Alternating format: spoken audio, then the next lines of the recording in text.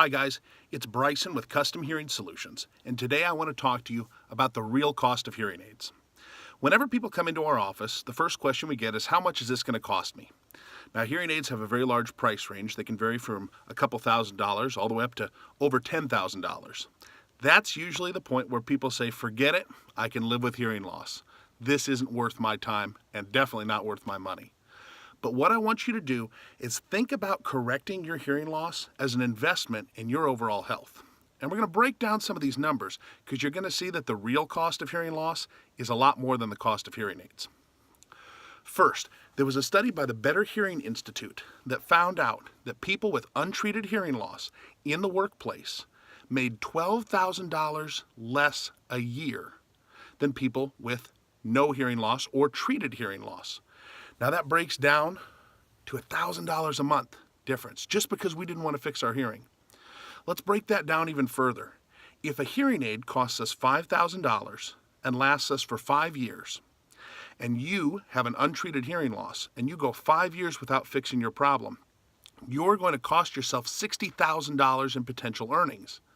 Whereas buying a hearing aid would cost you $5,000 over that same 5-year stretch, making it a $55,000 difference.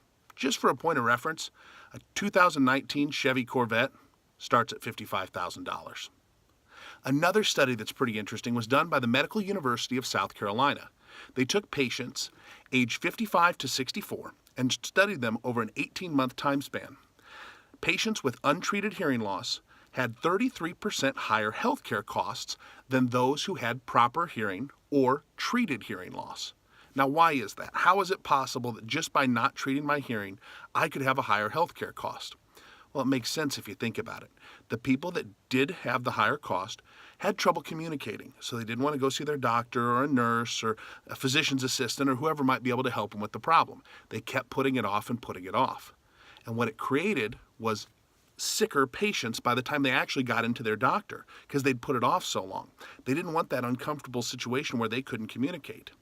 That's what raised the cost of their health care because they had to have more dollars and more time and more effort put into treatment than if they would have taken care of the problem back when it was a small one. So really, what I'm trying to tell you today is the real cost in hearing loss isn't the hearing aids, it's putting them off. If you want to stop wasting money and find a solution for your hearing loss, I'd encourage you to give our office a call today. We'll be happy to help. Or visit us at www.customhearing.net. Thanks. We'll talk again soon.